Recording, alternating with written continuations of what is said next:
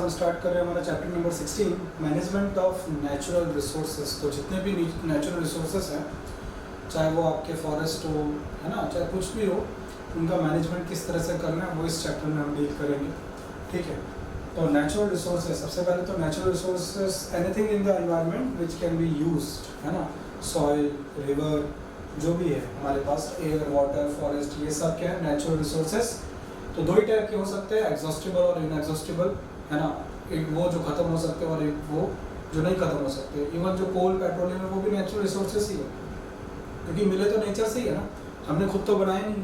ठीक है, तो पर वो वो एग्जॉस्टिबल है, वो खत्म हो सकते हैं। फॉसिल फ्यूल्स खत्म हो सकते हैं, है ना, फॉसिल फ्यूल्स भी इसी की कैटेगरी में है। यहाँ पे जो नेचुरल रिसोर्सेज है उसमें फॉसिल फ्यूल्स भी है, ऐसा नहीं है कि वो नहीं है, पर वो एग्जॉस्टिबल में आएंगे। और ये जो आपका वाटर हुआ, सॉइल हुआ, ये क्या है, इनएग्जॉस्टिबल है, ये नेचुरल रिसोर्सेज हम यूज़ कर सकते हैं, ये खत्म नहीं होगा। अब ये चैप्टर जो हम पढ़ रहे हैं वो है management of natural resources, use of natural resources in such a way to avoid wastage and conserve them for future, है ना।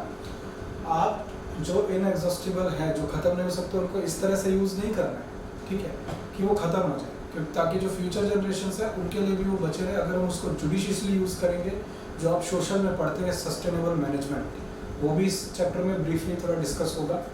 ठीक है, क्योंकि जुडिशियसली यूज़ करना है, भले ही वो इनएग्जॉस्टिबल हो, ठीक है, क्योंकि वो ख़त्म हो सकता है। अगर रीज़न है कि अगर जैसे फ्रेश वाटर है, अर्थ पे फ्रेश वाटर जो हम पोर्टेबल वाटर होता है पीने लायक, वो केवल 0.9% या 1% समथिंग जितना ही है, ठीक है, जो पीने लायक पानी है ना, पोर्टेबल वाटर। तो जुडिशियसली यूज़ तो करना ही है सब चीज़ का, वरना इसी बारे में ये चैप्टर है। ठीक है, फिर सबसे पहला टॉपिक है वो है Ganga action plan. Ganga river का जो क्लीनिंग का जो पूरा सरकार ने 1985 में गवर्नमेंट ने एक प्रोजेक्ट लॉन्च किया था गंगा एक्शन प्लान के नाम से, जिसमें गंगा के अंदर जो कॉलीफॉर्म बैक्टीरिया, कौन सा बैक्टीरिया, कॉलीफॉर्म बैक्टीरिया, उसका प्रेजेंस देखा गया था। ये कॉलीफॉर्म जो बैक्टीरिया होता है बहुत तरह की डिजीजेस स्प्रेड करता है, और ये coliform bacteria generally human beings के इंटेस्टाइन में पाया जाता है। तो आपके बुक में एनसीईआरटी में ग्राफ भी बना होगा, जिसमें जो गंगा रिवर जिस जिस प्लेसेस से निकलती है वहाँ पे कॉलीफॉर्म बैक्टीरिया का अमाउंट लिखा होगा कि कितनी ppm, पार्ट्स पर मिलियन, ppm प्रेजेंट है जितने भी ml ऑफ वाटर में, वो एक पूरा ग्राफ बना होगा आपकी बुक में।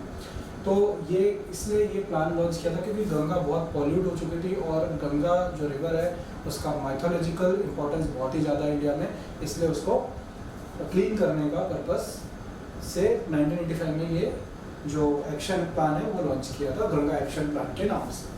ठीक है, तो अब मैनेजमेंट ऑफ जो नेचुरल रिसोर्सेज हम पढ़ रहे हैं उसमें जो 5 R बोलते हैं, क्या बोलते हैं, 5 Rs, है ना। तो 5 Rs में से फर्स्ट R है रिफ्यूज़, है ना। रिफ्यूज़ मतलब ऐसी चीज़ों का मतलब रिफ्यूज़ कर देना जो हमारे नॉन बायोडिग्रेडेबल हो, जिसको जो हमारे एनवायरनमेंट को हार्म करती हो, ऐसी चीज़ों को रिफ्यूज़ करना। हम 5 R के बारे में पढ़ेंगे, जिससे कि हम नेचुरल रिसोर्सेज का मैनेजमेंट कर सकते हैं, उनको बचा सकते हैं। फिर है रिड्यूस, हम कम से कम वो चीज़ों को यूज़ करें जो हमारा मतलब कम से कम यूसेज करें जो एनवायरनमेंट को क्या करती है, बहुत ज़्यादा नुकसान पहुंचाती है। रिड्यूस करें, हम अपना यूसेज क्या करें, रिड्यूस करें जितना हो सके। रीयूज़ का मतलब है एक ही आर्टिकल को बार बार रीयूज़ करना, जैसे जैम्स और पिकल्स की जो बोटल्स होती है उसको और भी कुछ चीज़ों को स्टोर करने में यूज़ कर सकते हैं उसी आर्टिकल को। रीपर्पस मतलब जैसे क्रॉकरी जो ब्रोक हो जाती है, जो टूट जाती है क्रॉकरी की आइटम्स, उसमें हम प्लांट ग्रो कर सकते हैं, तो वो टेक्निक हो गई आपकी, किसमें आ गई, रीपर्पस में। रीसाइकल, ऐसे प्रोडक्ट्स यूज़ करें जिनको हम मेल्ट करके या मोल्ड करके वापस उसको रिसाइकल कर सकें, ऐसी प्लास्टिक्स हो या ऐसे जो आर्टिकल्स, ऐसे मेटल के जो स्क्रैप्स होते हैं, जो मेटल ख़राब हो जाता है, बहुत सालों तक चलता है, फिर उसको हम रिसाइकल करके न्यू ऑब्जेक्ट उसमें से बना सके। तो ये 5 R है जो मैनेजमेंट ऑफ नेचुरल रिसोर्सेज में क्या होते हैं, यूज़ होते हैं। Refuse, reduce, reuse, repurpose and recycle. Okay, clear.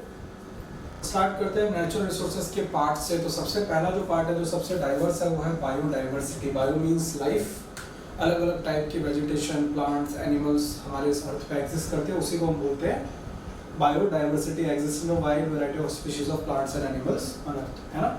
Particular habitat में रहते हैं जो। तो सबसे पहले बायोडाइवर्सिटी में आती है आपकी वाइल्ड लाइफ, है ना, और उसके लिए प्लांट्स और एनिमल्स को कंजर्व करना बहुत ज़रूरी है, बचाना बहुत ही ज़रूरी है। इसी बेस पे इंडिया, जो गवर्नमेंट ऑफ इंडिया है, उसने बहुत सारे लॉज लेके आई है जो प्लांट्स और एनिमल्स को सेव करने के लिए, जैसे laws to ban poaching and hunting, ठीक है, पोचिंग एंड हंटिंग, ठीक है, कैप्चरिंग ऑफ एंडेंजर्ड स्पीशीज़, जो स्पीशीज़ एक्सटिंक्ट होने के वर्ज पे उनको कैप्चर करने से रोकना, उसके लिए बहुत कड़े कानून हैं, ठीक है। पोचिंग, मारना, शिकार करना, उसके लिए भी बहुत लॉज बना के रखे हुए हैं। और नेशनल पार्क, सेंचुरीज और बायोस्फीयर रिजर्व, ये सब बनाना, ये सब डेवलप करना, ताकि जो स्पीशीज़, जब एक्चुअली इन सब की ज़रूरत इसलिए पड़ती है क्योंकि जिस रेट से फॉरेस्ट डिस्ट्रॉय होते जा रहे हैं, क्यों डिस्ट्रॉय हो रहे हैं, क्योंकि ह्यूमन की नीड्स बढ़ती जा रही है, इंडस्ट्रीज़, फैक्ट्रीज़ का सेटअप होना, commercial spaces, residential area develop होना, ठीक है, फर्नीचर के लिए वुड, और जो ट्राइबल पीपल्स हैं वो भी वुड काटते हैं अपने कुकिंग पर्पसेस के लिए। तो वुड का जो यूज़ है वो बहुत ही वास्ट है, ठीक है, बहुत जगह यूज़ होता है, इसलिए बहुत अलार्मिंग रेट से कट हो रहा है फॉरेस्ट। इसकी वजह से ही जो वहाँ की जो स्पीशीज़ है प्लांट्स और एनिमल्स की, वो डिस्ट्रॉय हो रही है। तो उनको बचाने के लिए नेशनल पार्क, सेंचुरीज और बायोस्फीयर रिजर्व सरकार बनाने के लिए देती है। Stop unauthorised cutting of forest, unauthorised मतलब सरकार के अनुमति के बिना अगर कोई इसको काटता है तो उसको जेल भी हो सकती है, ठीक है।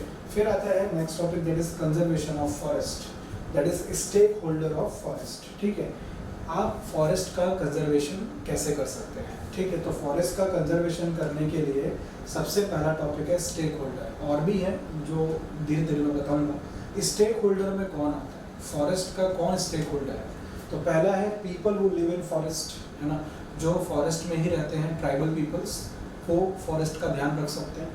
फॉरेस्ट डिपार्टमेंट, वो पता ही है, गवर्नमेंट फॉरेस्ट डिपार्टमेंट बना के रखा हुआ है जो पूरा फॉरेस्ट का सर्वे और सर्विलेंस करती है। इंडस्ट्रियलिस्ट, क्योंकि इंडस्ट्रियलिस्ट पे बहुत बड़ी जिम्मेदारी है, क्योंकि उनकी इंडस्ट्रीज जो सेटअप होती है वो फॉरेस्ट और ऐसे लैंड को ही फॉरेस्ट को काट के या ऐसी इंडस्ट्रीज ही सेटअप करी जाती है, तो उनकी भी रिस्पॉन्सिबिलिटी बनती है फॉरेस्ट का कंजर्व करना। फिर है wild life and natural enthusiast, ठीक है। वाइल्ड लाइफ जो और नेचुरल जो एंथुसियास्ट होते हैं, जो प्लांट और एनिमल्स का बहुत ध्यान रखते हैं और उनमें बहुत इंटरेस्ट दिखाते हैं, उन लोगों को भी ये चीज़ का ध्यान रखना चाहिए। तो उसी में हम 3 चीज़ों के बारे में पढ़ते हैं। Amrita Devi Bishnoi national award, Amrita Devi Bishnoi national award ये इनके नाम पे रखा गया था क्योंकि इन्होंने जो जोधपुर राजस्थान में खेजराली विलेज है, उसमें केजरी ट्रीज होते हैं, है ना, खेजरी ट्रीज, उसको बचाने के लिए 363 पर्सन्स के साथ अपनी लाइफ सेक्रीफाइस कर दी थी, ठीक है। तो उन्हीं के नाम पे, उनके सेक्रीफाइस के लिए उनके नाम पे ये अवार्ड रखा गया है। ये उन लोगों को दिया जाता है जो वाइल्ड लाइफ को और प्लांट्स और एनिमल्स को बचाने के लिए बहुत अच्छा काम करते हैं।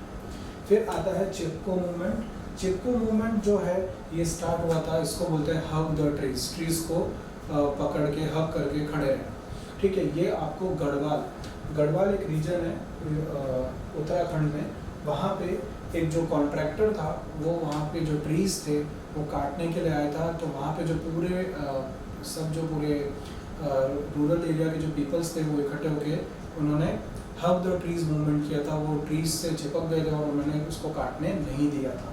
उस मूवमेंट को बोलते हैं चिपको मूवमेंट, ओके। तो ये भी एक मूवमेंट है। ये सब वो सब चीज़ें हैं जो पास्ट में हो चुकी है। लोग इतने चिंता करते हैं सब चीज़ों की क्योंकि हमारी भी लाइफ बहुत ज़्यादा वाइल्ड लाइफ से अटैच है, डिपेंडेंट है। क्योंकि अगर फॉरेस्ट ही नहीं रहेंगे तो इस अर्थ का इकोलॉजिकल बैलेंस बहुत बुरी तरह डिस्टर्ब होगा, और अगर वो डिस्टर्ब हुआ तो वो उसका इफेक्ट ह्यूमन लाइफ पे आएगा ही आएगा। इसलिए हमको ये कंजर्व करना ही चाहिए, ये हमारी ड्यूटी है, ठीक है। फिर है रिकवरी ऑफ अराबरी फॉरेस्ट। ये रिकवरी ऑफ अराबरी फॉरेस्ट ये 1972 में वेस्ट बंगाल में जो मिदनापुर डिस्ट्रिक्ट है, ठीक है, वहाँ पे जो साल फॉरेस्ट है, साल फॉरेस्ट मतलब अराबरी फॉरेस्ट है, उसमें साल के जो ट्रीज होते हैं वो बहुत ही अलार्मिंग रेट से ख़त्म हो रहे थे। तो फॉरेस्ट डिपार्टमेंट ने अपनी स्ट्रेटेजी क्या करी, चेंज करी और लोकल पीपल के साथ मिलके काम किया और उनको बोला कि अगर आप इस तरह से करेंगे तो आपको भी इसमें से शेयर मिलेगा, मतलब आपको भी ये चीज़, मतलब जो आप साल ट्रीज ग्रो करेंगे तो उससे आपको भी फ़ायदा होगा, आपको अलग अलग तरीके से मतलब उनको मतलब मोटिवेट किया, जिससे कि 1983 में जो अरावली जो पूरा फॉरेस्ट था वो जो ख़त्म होने जा रहा था वो पूरा रिकवर हो गया। तो ये भी रिकवरी ऑफ अरावली फॉरेस्ट भी किसका पार्ट बनता है, कंजर्वेशन ऑफ फॉरेस्ट का, ठीक है। तो ये पार्ट है। इसके अलावा आपका आता है कंजर्वेशन ऑफ फॉरेस्ट में, एक आता है, देखिए कंजर्वेशन ऑफ फॉरेस्ट में आता है, एक आता है आपका सोशल फॉरेस्ट्री, है ना, सोशल फॉरेस्ट्री, ओके, फॉरेस्ट्री। फिर आता है आपका अर्बन फॉरेस्ट्री और फिर एक आता है एग्रो फॉरेस्ट्री। ये भी टेक्निक्स हैं, है ना, और ये सब किसकी कैटेगरी में आते हैं, ए फॉरेस्टेशन की कैटेगरी में आते हैं। ए फॉरेस्टेशन तो सभी को ही पता है। ए फॉरेस्टेशन का मतलब होता है कि ट्रीज को रेस करना, ट्रीज लगाना, प्लांट्स लगाना, उसको बोलते हैं ए फॉरेस्टेशन, और डिफॉरेस्टेशन इसका अपोजिट होता है। तो एग्रो फॉरेस्ट्री को डिवाइड कर सकते हैं सोशल फॉरेस्ट्री में, अर्बन फॉरेस्ट्री में और एग्रो फॉरेस्ट्री में। सोशल फॉरेस्ट्री में हम जो रूरल और ट्राइबल पीपल्स हैं उनको मोटिवेट करते हैं कि वो प्लांट्स लगाएं ताकि उनको बेनिफिट हो सके, जो वो वुड यूज़ करते हैं कुकिंग और बाकी सब पर्पसेस के लिए, तो उनकी वो नीड फुलफिल हो सके। अर्बन फॉरेस्ट्री में ऑर्नामेंटल प्लांट्स होते हैं, वो अर्बन एरियाज़ में पीपल की हेल्प से हम लोग ग्रो करवाते हैं, वो भी एक बहुत अच्छा तरीका है वाइल्ड लाइफ को कंजर्व करने। फिर agro forestry proper industry related है। इंडस्ट्री मतलब ऐसी इंडस्ट्रीज जो फॉरेस्ट के प्रोडक्ट्स पे डिपेंड करती है, उनको मोटिवेट करना कि वो ट्रीज को प्लांट करें, ठीक है, जिससे कि उनकी इंडस्ट्रीज अच्छे से रन हो सके। तो ये सोशल फॉरेस्ट्री, ये अर्बन फॉरेस्ट्री और एग्रो फॉरेस्ट्री।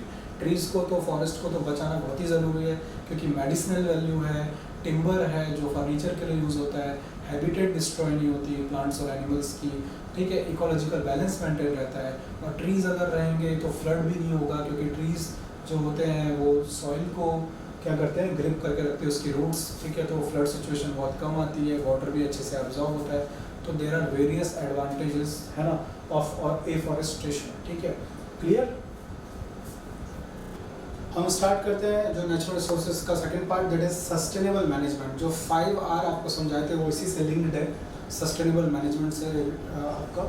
तो सबसे पहले सस्टेनेबल मैनेजमेंट है क्या, the development which can be maintain for a long time without undue damage to the environment, है ना। एज जो हम मतलब यूज़ कर रहे हैं रिसोर्सेज पर, हम अगर जुडिशियसली यूज़ करें तो एनवायरनमेंट में वो क्या हो सकता है, रिन्यू हो सकते हैं, और एनवायरनमेंट को कोई डैमेज नहीं हो सकता अगर हम लाइफ स्पैन बढ़ जाएगी किसकी, रिसोर्सेज की। क्योंकि अगर आप जुडिशियसली यूज़ करेंगे तो वो रिसोर्सेज को रिन्यू होने में जो टाइम चाहिए वो उसको मिल जाएगा, और वो नेक्स्ट जनरेशन के लिए भी अवेलेबल रहेंगे। उसको बोलते हैं सस्टेनेबल मैनेजमेंट। जो G8, G20 समिट होती है अलग अलग डेवलप्ड और डेवलपिंग नेशंस की, वो इसी के बेस पे होती है सस्टेनेबल मैनेजमेंट, जिससे कि कार्बन एमिशंस, कार्बन जो फुटप्रिंट है वो कम कर सके। यही वर्ल्ड लीडर्स के लिए मेन कंसर्न है। तो इसलिए आज सबसे मेन जो आजकल जो सोशल में भी आप पढ़ते हैं वो यही है, सस्टेनेबल मैनेजमेंट। यही आज का क्या बोल सकते हैं, रिक्वायरमेंट है आज के वर्ल्ड का, ठीक है। नेक्स्ट है फॉसिल फ्यूल्स, ये भी नेचुरल रिसोर्सेज है। तो इसके अंदर आपको पता ही है, fossil fuels dead remains of plants and animals that buried deep inside the earth millions of years ago. जो डायनासोर्स, प्लांट्स और एनिमल्स जो ख़त्म हो गए और सॉइल के अंदर चले गए, फिर उनका डिकम्पोजिशन हुआ, हीट और प्रेशर से वो कन्वर्ट हो गए फॉसिल फ्यूल्स में कन्वर्ट हो गए। कोल, पेट्रोलियम और नेचुरल गैस। कोल वेजिटेशन से बनता है, 300 मिलियन ईयर्स लगते हैं। पेट्रोलियम मराइन एनिमल्स जो होते हैं, जो एक्वाटिक एनिमल्स और प्लांट्स होते हैं, उनके डिकम्पोजिशन से बनता है। और नेचुरल गैस तो आपको पता ही है, पेट्रोलियम जहाँ पे होता है वहाँ पे नेचुरल गैस भी मिलती है, जिसको हम CNG, PNG और LPG के फॉर्म में यूज़ करते हैं। तो ये आपका थर्ड नंबर का फॉसिल फ्यूल था। फिर हम आते हैं थर्ड नंबर का, सॉरी, नेचुरल रिसोर्स। अब हम लास्ट पे आते हैं, that is fourth, that is water. ये भी हमारा नेचुरल रिसोर्स है, और वाटर 71% तो अवेलेबल है अर्थ पे, पर 0.9 से 1% ही ऐसा वाटर है जो पोर्टेबल वाटर है, जो ड्रिंकिंग पर्पस के लिए फिट है। तो वाटर में दो टाइप है, सॉल्ट और फ्रेश। फ्रेश वाटर वो जो ग्राउंड वाटर, रेन वाटर और सरफेस वाटर जो बोर्स होते हैं सोसाइटीज़ में, जो वाटर आता है वो आपका सब ग्राउंड वाटर होता है, तो वही वाटर कंज्यूमेबल होता है फ्रेश। सॉल्ट में ओशियन और सी का जो वाटर होता है वो सॉल्टी वाटर होता है, वो हम कंज्यूम नहीं कर सकते क्योंकि ऑस्मोसिस होगा और सेल्स डाई होना स्टार्ट हो जाएंगे, एक्सोऑस्मोसिस हो जाएगा, सॉल्ट का कंटेंट ज़्यादा रहेगा क्योंकि सॉल्टी वाटर में TDS बहुत हाई होता है, ठीक है, जिससे कि इंसान की डेथ भी हो सकती है, ठीक है। तो ये कंज्यूमेबल है, ठीक है। फिर अब वाटर क्यों बचाना चाहिए? वाटर देखिए बचाना तो चाहिए क्योंकि 1% ही जो है पोर्टेबल है। दूसरी इंपॉर्टेंट चीज़, अगर हम वाटर का हम सभी जितनी भी रिवर्स है उसको अगर इंटरलिंक करें तो हम फ्लड्स और ड्रॉट को भी क्या कर सकते हैं, मैनेज कर सकते हैं, और जहाँ पे पानी कम है वहाँ पानी भेज सकते हैं, जहाँ ज़्यादा है वहाँ से रेगुलेट कर सकते हैं डिफरेंट जगह पे। तो फ्लड भी रेगुलेट हो सकता है, ड्रॉट भी, अगर हम प्रॉपर वाटर का मैनेजमेंट करते हैं। तो वाटर का जो पहला मैनेजमेंट है उसी को हम बोलते हैं वाटर शेड मैनेजमेंट। तो वाटर शेड मैनेजमेंट क्या कहता है? Scientific conservation of soil and water to increase biomass production. Biomass मतलब वेजिटेशन से रिलेटेड है, हम इस तरह से सॉइल और वाटर को बचाएं जिससे कि बायोमास का प्रोडक्शन बढ़ सके। तो इससे क्या क्या फ़ायदे होंगे? जो वाटर शेड कम्युनिटी है, वाटर शेड कम्युनिटी मतलब जो वाटर को बचाने में लगी हुई है उसकी इनकम होगी, तो उनको पर्पस मिलेगा वाटर बचाने के लिए। Overcome drought and flood, drought and flood से बच सकते हैं अगर वाटर को कंजर्व का तरीका जो पूरा साइंटिफिक हो तो, ठीक है। Increase life of dams and reservoir, dams और रिजर्वियर जो पानी को स्टोर करके रखते हैं, वाटर को बहुत ज़्यादा स्टोर करके रखते हैं, उनकी लाइफ भी बच सकती है, मतलब लाइफ एक्सटेंड हो सकती है, बढ़ सकती है, जो अल्टीमेटली आपका एक फ़ायदा ही है, ठीक है। अब वाटर शेड मैनेजमेंट में दो टेक्निक मेन आती है, एक आती है रेन वाटर हार्वेस्टिंग, एक आती है ट्रेडिशनल वाटर हार्वेस्टिंग। ये मैं थोड़ी देर में डिस्कस करूँगा। रेन वाटर हार्वेस्टिंग आपने पहले भी पढ़ चुके हैं। रेन वाटर हार्वेस्टिंग में क्या होता है? जो भी रन ऑफ वाटर होता है, रन ऑफ मतलब जो रूफ्स पे होता है, उसको पाइप के थ्रू, जैसे सोसाइटी में बहुत सारे घर हैं, बहुत सारे हाउसेस है, तो सब जब बारिश का समय होता है तो सभी की रूफ्स पे से पानी आता है। अगर हम उसको एक पाइप से ले और एक कॉमन पाइप अटैच करके उसको एक पॉन्ड या बहुत बड़ा जो अगर एक कोई डगअप कर रखा है, एक बहुत बड़ा गड्ढा जैसा है, उसमें पानी को स्टोर कर रहे हैं, तो वो ग्राउंड वाटर के लेवल को क्या कर सकता है, रिचार्ज कर सकता है ना। बहुत दिन तक वो उस पॉन्ड में पानी स्टोर रहेगा, क्योंकि जितना भी रन ऑफ वाटर है सोसाइटी का वो हम एक कॉमन पाइप में लेके डायरेक्ट पॉन्ड से कनेक्ट कर दें, तो जिससे कि वो पूरा पानी पॉन्ड में जाएगा। तो पॉन्ड में जाएगा तो क्या होगा, धीरे धीरे धीरे उसको क्या कर लेगा, सॉइल उसको धीरे धीरे एब्जॉर्ब कर लेगा, वो इन्फिल्ट्रेट हो जाएगा और ग्राउंड वाटर में चला जाएगा, जिससे ग्राउंड वाटर का लेवल भी क्या हो जाएगा, रिचार्ज हो जाएगा। तो ये पहला टेक्निक है rain water harvesting. Traditional water harvesting में खदिन बूंद सिस्टम होता है। खदिन बूंद जो बांध होता है उसको हम किस तरह से करेंगे वो मैं आपको पढ़ाऊँगा। अब हार्वेस्टिंग सिस्टम में थे, उसको जानने से पहले हम जान लेते हैं कि हमारे रूरल जो पूरे इंडिया में किस तरह से वाटर जो सिस्टम्स बनाए गए। जैसे खदिन, टैंक, नाडीज इसको राजस्थान में बोला जाता है, बंधारस ताल महाराष्ट्र में बोला जाता है, बूंदीज मध्य प्रदेश में बोला जाता है, पुल्स हिमाचल प्रदेश में बोला जाता है, पॉन्ड्स जम्मू में बोला जाता है, एरिस तमिलनाडु में, सुरंगम्स केरला में, कटास कर्नाटका में और बागलीज दिल्ली में। ये तब के ट्रेडिशनल वाटर हार्वेस्टिंग सिस्टम थे जब वाटर कंजर्व किया जाता था, किसके लिए, क्रॉप के लिए भी और डे टू डे नीड्स के लिए भी, ये उनके नाम हैं। अब जो मेन था ट्रेडिशनल वाटर हार्वेस्टिंग में जो NCERT में डिस्कस किया वो है खदिन बूंद सिस्टम। ये सिस्टम क्या है, इस डायग्राम से समझते हैं। ये NCERT का डायग्राम है आपका, ये आपको ट्रीज दिख रहे हैं, ये कैचमेंट एरिया है, कैचमेंट एरिया, और ये दिख रहा है आपको स्लोप जैसा है, मतलब ढलान जैसा है, ठीक है। ये जो कैचमेंट एरिया है, यहाँ पे रेन वाटर क्या होता है, बोल सकते हो कलेक्ट होता है, और रेन वाटर धीरे धीरे क्या होता है, जाता है इस तरह से। ये पूरा ग्राउंड है, आप ये चीज़ को कुछ वैसा मत समझिएगा, ये पूरा सॉइल है। क्या है, सॉइल है, ये पूरा दिख रहा है आपको, ये सॉइल है, ठीक है। तो ये जो रेन वाटर है वो इस तरह से, ये स्लोप है तो इस तरह से नीचे जाएगा। तो ये आप देख रहे हैं इस तरह का स्ट्रक्चर, इसको बोलते हैं खदिन बूंद। ये 100 मीटर से 300 मीटर तक बड़ा स्ट्रक्चर होता है, जो ये जो पानी आ रहा है, ये जो रेन वाटर आ रहा है, इसको ये रोकता है, ये इसने रोका। तो जो पानी है वो इस एरिया में क्या होगा, स्टोर हो जाएगा, जिसको खदिन और क्रॉप एरिया, जो वाटर रेन वाटर आया है वो यहाँ पे स्टॉप हो जाएगा। और अगर रेन वाटर बहुत ज़्यादा आ रहा है तो वो इस पे से पार हो जाएगा, ठीक है ना, ये खदिर पुल को क्रॉस करके यहाँ पे जो गड्ढे खोदे होते हैं या जो वेल्स होते हैं उसमें चला जाता है। तो फ़ायदा हमारा वहाँ पे भी है। अब फ़ायदा है क्या एक्चुअल में, ये जो यहाँ पे रेन वाटर स्टोर रहेगा ये धीरे धीरे धीरे सॉइल के अंदर सीप करके चला जाएगा। सीप करके चला जाएगा तो फ़ायदे ही फ़ायदे हैं। क्यों? क्योंकि ग्राउंड वाटर रिचार्ज होगा। ग्राउंड वाटर रिचार्ज होगा तो आसपास का जो वेजिटेशन है, क्रॉप का फील्ड है, उसको मॉइस्चर मिलेगा तो क्रॉप अच्छे से क्या हो सकती है, ग्रो हो सकती है। दूसरी इंपॉर्टेंट चीज़ है, ग्राउंड वाटर नीचे चला जाता है तो किसी भी तरह का ब्रीडिंग ग्राउंड नहीं मिलेगा मॉस्किटोज को और किसी भी तरह की बीमारी नहीं होगी क्योंकि ग्राउंड वाटर तो अंदर होता है। ठीक है, तो इस तरह से ये आपका खदिर पुल सिस्टम काम करता है कि डक वेल होते हैं, सलाइन, जो वाटर ज़्यादा अमाउंट का आता है वो पार हो जाता है तो वो जो आगे के जो वेल्स है उसमें चला जाता है तो उससे कोई हमारा नुकसान नहीं है, वो भी पानी उसी में जा रहा है वेल्स में जो लोगों के काम आएगा। ठीक है, जो यहाँ पे पानी स्टोर होता है ये मॉइस्चर प्रोवाइड करता है वेजिटेशन को और सब बाकी सब चीज़ों को, क्योंकि धीरे धीरे सीपेज हो जाता है इसका ग्राउंड में और इस तरह से वो क्रॉप एरिया फील्ड में हेल्प करता है। डैम्स भी बना सकते हैं, तो डैम्स का आपको पता ही है, हम पहले भी डिस्कस कर चुके हैं। डैम्स एक बहुत बड़ा मैसोनरी स्ट्रक्चर होता है जिसका कैपिटल कॉस्ट बहुत हाई होता है और वो हैबिटेट वेजिटेशन प्लांट्स और एनिमल्स की डिस्ट्रॉय कर देता है पूरी की पूरी, और बहुत सारा जो लैंड है, एग्रीकल्चर लैंड, वो भी ख़राब हो जाता है। डैम्स के डिसएडवांटेज ये है, हाँ डैम्स के एडवांटेजेस हैं फ्लड्स और फ्लड्स को कंट्रोल करने के लिए, वो सब है, और डैम्स की डिसएडवांटेज भी बहुत है। ये ट्रेडिशनल वाटर हार्वेस्टिंग है जो पुराने समय में यूज़ किया जाता था। ओके।